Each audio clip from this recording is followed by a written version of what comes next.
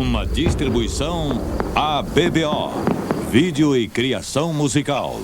Originalmente produzida para a televisão, esta série apresenta evidências que provam a autenticidade da Bíblia Sagrada.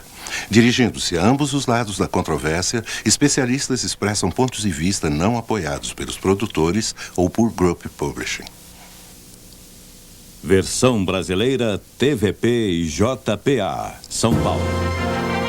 A seguir, cenas de outros programas de Segredos Milenares da Bíblia, série para colecionadores.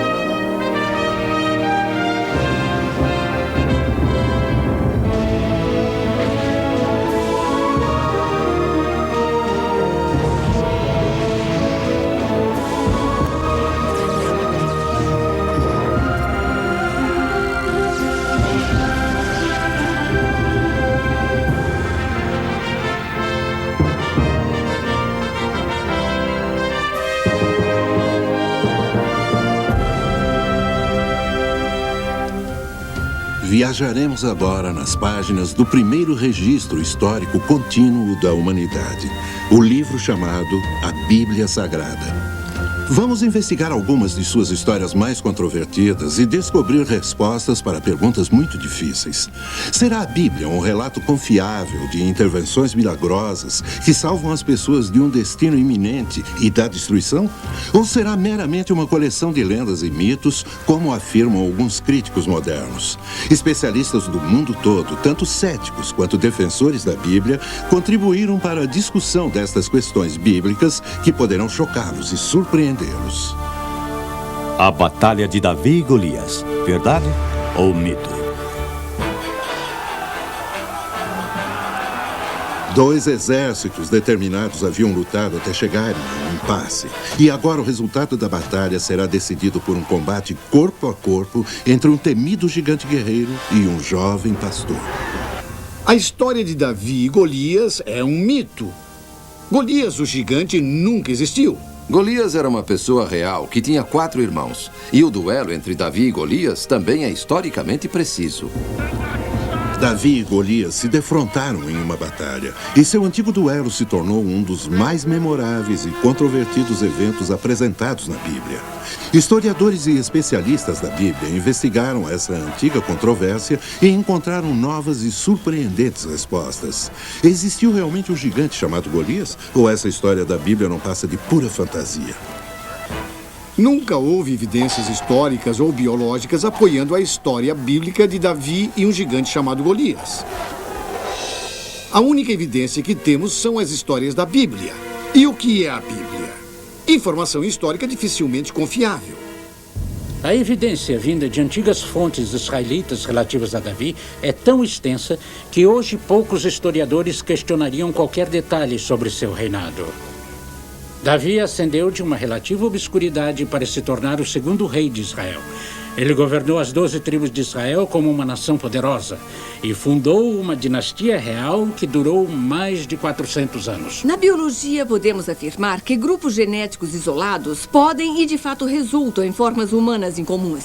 O altíssimo povo Watusi de Ruanda e os pequenos pigmeus do Congo são apenas 2 exemplos modernos. Na virada do século XX, os Watusi eram considerados como lendários por muitos acadêmicos daquele tempo, devido a histórias inventadas por exploradores e aventureiros visando apoio financeiro para suas expedições. Admitindo-se que uma restrição única em um dado grupo de genes pudesse causar gigantismo, sabe-se que tais espécimes humanos nunca atingem muito mais de 2 metros e 13 centímetros. Tampouco foram encontrados restos mortais que apoiassem um Golias. Os restos mortais de Gengis Khan e Júlio César, para mencionar apenas 2 dos milhares de personagens históricos, também nunca foram encontrados. Mas esse é um argumento crível de que eles nunca existiram? Essa história de Davi e Golias é uma história forjada ou a Bíblia é um documento histórico preciso de eventos passados importantes? Esses eventos podem ser provados científica e historicamente enquanto fatos? Os críticos e os defensores se opõem fortemente. Para compreender totalmente, é preciso primeiro saber o que disse a Bíblia. Encontramos nossa história no Velho Testamento, no primeiro livro de Samuel, frequentemente chamado pelos israelitas de hoje de o primeiro livro dos reis, pois dá uma cronologia e uma narrativa histórica dos antigos reis de Israel. De acordo com a Bíblia, foi na área de Canaã, entre Soco e Azeca, que o duelo entre Davi e Golias ocorreu há uns 3.000 anos. Antes dos anos do reinado do rei Saul, os filisteus que vieram das ilhas do Egeu se estabeleceram em Canaã após serem afastados do Egito pelo exército do faraó, em 1188 a.C. O exército filisteu, com seus armamentos e disciplina da Idade do Ferro, invadiram as terras tribais dos israelitas em Canaã. Mas suas bigas e armaduras pesadas, projetadas para batalhas em terra plana, eram inúteis em alturas rochosas. Os israelitas sob Saul não eram um exército profissional. Eram pastores e lavradores que se tornaram um exército de guerrilha, defendendo sua terra com ultrapassadas armas da Idade do Bronze. Mas sob Abner, fiel general de Saul, eles se tornaram lutadores fantásticos, principalmente ao defenderem seus morros nativos. Durante quase 6 semanas, as duas forças se confrontaram em um impasse que nenhum deles parecia ser capaz de resolver. As superiores forças filisteias tinham o exército de Saul encurralado nos morros escarpados, mas não conseguiam atacar com sucesso as guerrilhas em sua posição. Os dois exércitos estavam com fome, frustrados, ansiosos por uma estratégia que pudesse tirá-los desse impasse. Era costume as famílias de cada tribo mandarem comida para o exército no campo, e Jessé de Belém mandou Davi com comida para seus filhos guerreiros e seus oficiais. Pare, se identifique! Se afaste desse jumento! Eu sou Davi, filho de Jessé de Belém. Meus irmãos estão lutando no exército do Senhor. Trago comida. Você não sabe que as patrulhas dos filisteus estão por aqui? Venha! Rápido! Rápido, menino! Mas nessa ocasião, Davi estava para ter um choque. Ave Israel! Novamente Golias de Gate. Diariamente, Golias tratava os israelitas com sarcasmos e insultos na tentativa de atraí-los a campo aberto. Israelitas! Não há sequer um homem em todas as suas fileiras que venha me enfrentar num combate corpo a corpo. De acordo com o estudioso da Bíblia que estiver contando a história, o gigante Golias media de 2,60 metros a 4,10 metros. Com certeza, não havia nenhuma raça de gigantes, nem mesmo a menor prova histórica ou científica de tais pessoas enormes. Antigos registros israelitas indicam que Golias era da tribo dos Refainitas e tinha um ou mais irmãos. A tribo Refainita tinha peculiaridades genéticas, incluindo gigantes e pessoas com 6 dedos nas mãos e nos pés. Os Refainitas residiam em Gat, uma cidade que servia na época de Golias como base de unidades militares com habilidades especiais de luta. Convertendo o cúbito hebreu em palmo, somos capazes de determinar que Golias media 2,90 metros quando vestia sua armadura e elmo. Ele é um gigante. Não sabia que um homem podia ser assim. Eu cuspo em sua nação! Eu cuspo no seu desprezível rei! E eu cuspo no rosto do verme de seu Deus, Jeová! A parte do gigante na história da Bíblia é o ponto mais fraco. Ela sugere que Golias e seus irmãos eram de uma raça de gigantes, para a qual nunca houve nenhuma prova científica válida. Gigantismo é um fato inquestionável da vida humana. Tem havido muitos exemplos de pessoas enormes nos tempos modernos, mas isso não é prova de que uma raça de gigantes tenha existido. A Bíblia menciona enfaticamente os Anaíns e os Refaíns, 2 tribos de gigantes que foram destruídas pelo exército de Josué em sua campanha através de Canaã. Os remanescentes dessas tribos se refugiaram entre os filisteus. Existem também evidências científicas absolutas de tais tribos, confirmadas pela recuperação arqueológica de esqueletos enormes na Palestina. Mais ainda, esses Anaíns e Refaíns foram memorizados em vários relevos egípcios que os mostram como anormalmente altos e com pele clara. Se gigantes existiram na área de Canaã, o que parece provado acima de qualquer dúvida, por que não um gigante chamado Golias?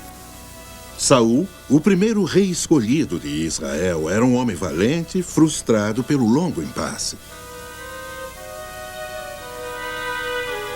Seus escravos covardes não têm valor, nem seu Deus, Jeová! O menino Davi nunca tinha escutado Jeová ser insultado.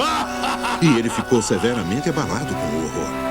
O monstro insultou o Deus vivo. Quem mandaremos para destruir o monstro por sua blasfêmia? Qual de vocês irá? Contenha sua língua, menino. Não nos envergonhe. Você é só um menino barulhento que não entende nada. Davi ficava doente com o fato do gigante blasfemar sem ser desafiado. Tanto que se apressou em conseguir uma audiência com o rei. Na tenda do rei, Abner tentava convencer Saul de seu plano. Isso tudo é muito complicado, Abner. Para mim não faz o menor sentido. Os filisteus sempre batalham da mesma forma. Com suas falanges de armadura, seus cavalos de combate e terríveis bigas. Prive-os disso, e os venceremos em combate mão a mão. E como faria isso, senhor general? Seus cavalos e bigas estão aqui nos fundos de seu acampamento, num lugar fortemente defendido. Movimente os arqueiros benjaminitas aqui para os seus flancos. Use flechas com fogo para incendiar seu acampamento. Crie pandemônio. Movimente os lanceiros danitas para abrir uma brecha em sua dianteira aqui e aqui. Ataque no meio deles. E cegar os guardas filisteus que estão em volta enquanto estiver se infiltrando nessas posições. Se tivesse algo para divergir, para atrair totalmente suas atenções até avançarmos, os homens... Passar. Preciso ver o rei. É urgente. Preciso ver sua majestade. Deixe-me passar. Para o veterano lutador de guerrilha, o abuso de Davi era divertido, mas o menino pastor não se deixava afastar. Deixem o menino passar. Por mais um mês, apesar das recompensas oferecidas pelo rei Saul, nenhum homem se ofereceu até agora. O frágil menino pastor implorava por uma chance e o rei achou divertido. O que é essa molação? Por favor, majestade, faça de mim seu campeão, para que eu possa matar o monstro que blasfema contra Deus. O gigante Golias? Ele diz ofensas contra Deus. E contra o senhor, poderoso rei. Eu já matei ursos. E também um leão que atacou as ovelhas de meu pai. E farei o mesmo com esse monstro que amaldiçoa Deus e Israel. A determinação de Davi em lutar contra o gigante parecia tão forte que Abner teve uma ideia. Você valoriza sua jovem vida tão pouco que tolamente a jogaria fora. Deus me deu a vida, senhor general. Ela pertence a ele.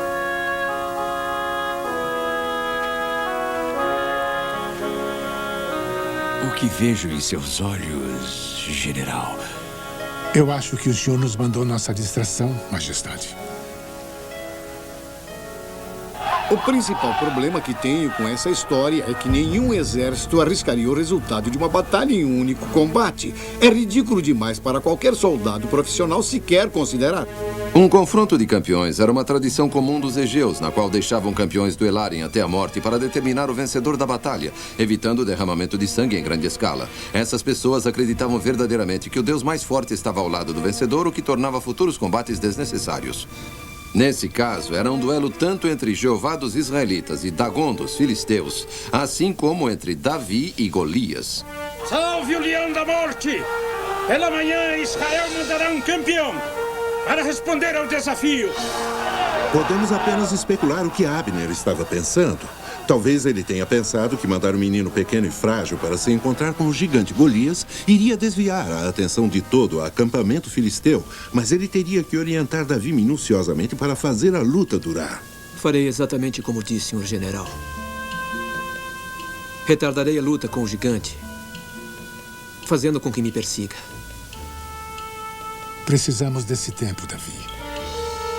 Você tem que ficar longe dele, até que nossos arqueiros alcancem os flancos dos pagãos.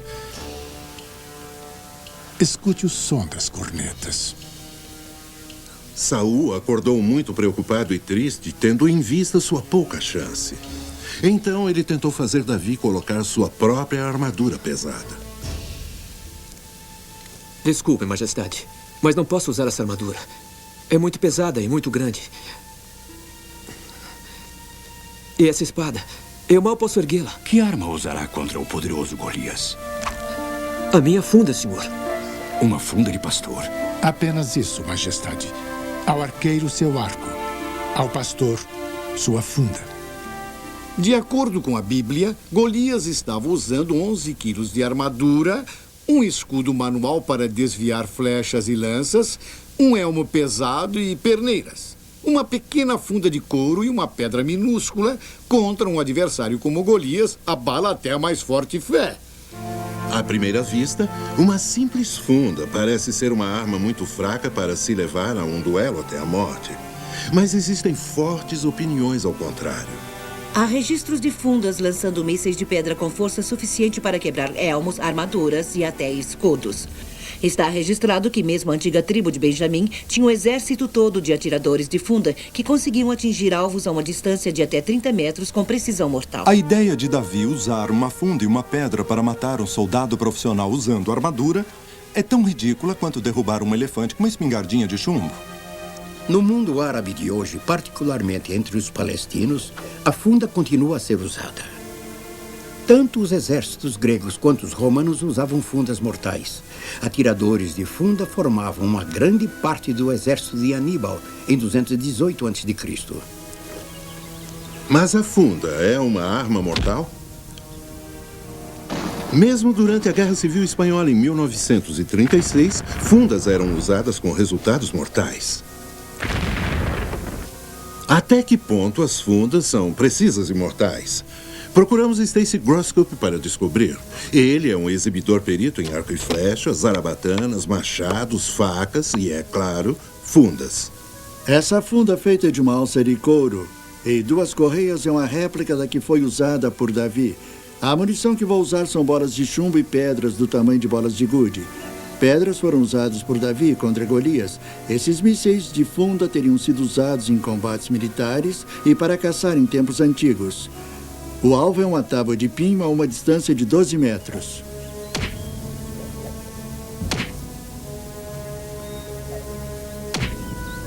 Como podem ver, a antiga funda era muito eficiente. Nas mãos de um expert como Davi, essa funda era certamente arma muito mortal. Após as longas semanas de frustração, o acampamento dos filisteus estava cheio de euforia devido ao prometido espetáculo de morte. Era uma conclusão prévia que Golias estraçalharia qualquer homem que os israelitas enviassem. Então, sua grande montanha de carne, encontrou uma diversão para esta manhã? Quando estraçalhar aquele hebreu, traga sua cabeça para mim, para minha tenda. E eu prometo que andarás comigo à frente de minha tribo quando voltarmos a casa.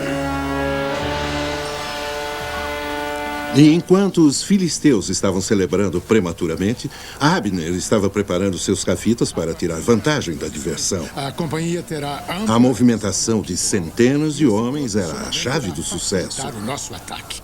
Entre em posição com seus homens e reze ao Senhor Deus que guie seus braços. Vão agora. E quando ouvirem o som das cornetas, ataquem!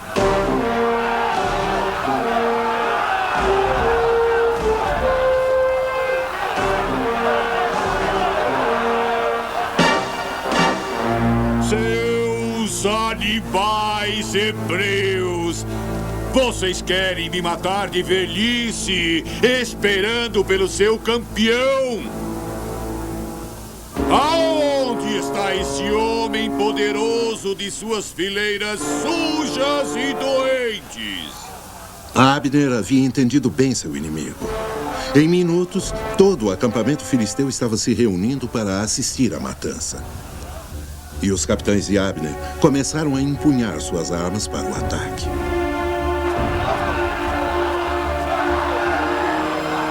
Eu sou Davi e aceito o seu desafio.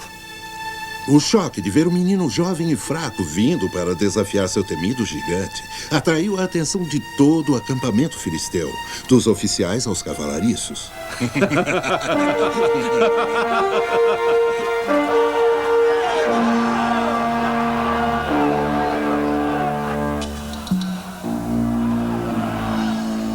Quero beber o sangue de vocês. O que é isso? Ousam zombar de mim! Seus hebreus insetos de estrume, vocês me mandam uma criança para guerrear com o maior lutador do mundo! Davi, um adolescente que preferiu não usar armadura, pode facilmente ter manobrado o gigante de armadura por 3 razões médicas. Uma, Aqueles que sofrem de gigantismo tendem a ser desajeitados em vez de rápidos em seus movimentos.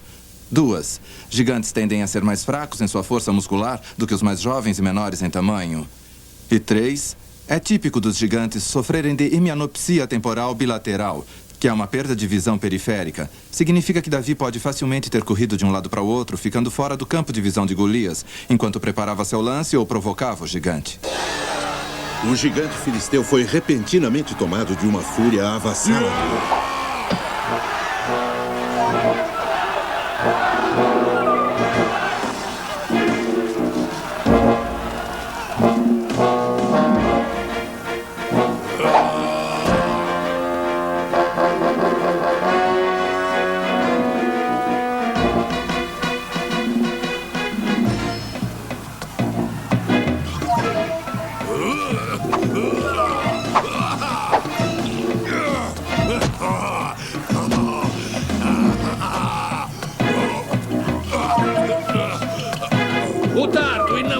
Seu paquiderme, imbecil!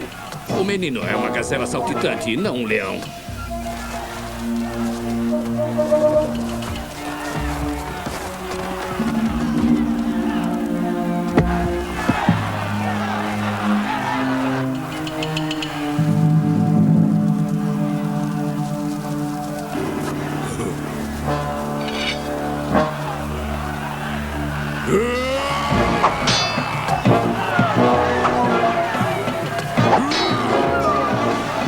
Só mais alguns instantes, meu bravo homenzinho.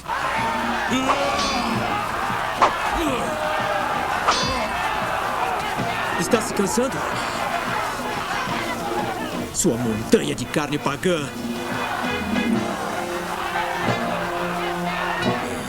Vou te cortar bem devagar, seu vermezinho.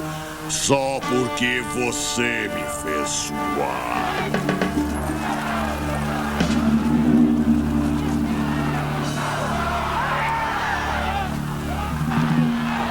Finalmente, os capitães conduziram seus homens para as posições de ataque.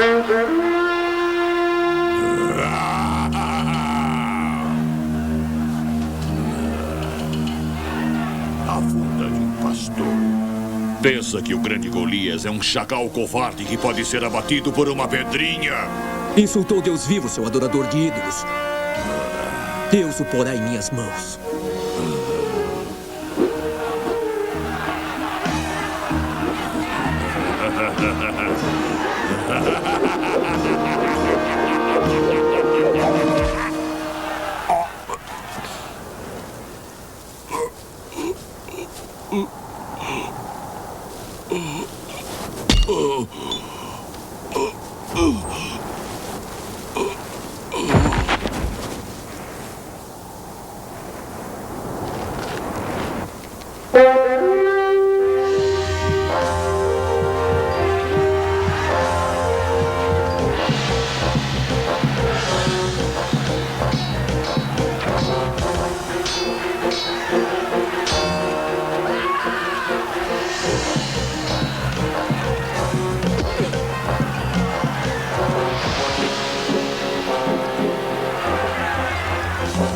O ataque israelita foi tão rápido e terrível que o posto filisteu foi destruído em poucos e terríveis minutos. Em qualquer tribunal, a história de Davi e Golias, como descrita na Bíblia, seria justificada pelas evidências. Especialistas provaram a existência de gigantes, tanto nos tempos antigos quanto modernos. Vimos ser demonstrado que a funda é uma arma mortal. Há um interessante aspecto colateral a essa história. Esse elmo é uma réplica do tipo Egeu, provavelmente usado pelo exército filisteu naquela época. Nota-se que não tem visor. Era de importância vital para um soldado manter sua cabeça inclinada para frente durante a batalha para obter máxima proteção. Mas se o usuário jogasse a cabeça para trás, como Golias pode ter feito ao rir, essa parte importante de sua testa ficaria exposta. Talvez seja por isso que os visores foram acrescentados aos elmos de batalha logo após a queda de Golias. Evidências históricas e arqueológicas provam a existência de Davi e seus vários feitos, desde matar Golias até governar a nação unida israelita. Mas nessa história há mais do que a morte de um gigante. É uma história sobre um verdadeiro herói. Davi assumiu um desafio que nenhum outro estava disposto a enfrentar. Sua confiança era baseada na crença segura de que Deus lhe daria a vitória. E ele era fiel a Deus ao dar-lhe o crédito por tal vitória. Quando escolhemos nossos heróis como modelos, estamos selecionando heróis verdadeiros e com substância? Algo a pensar.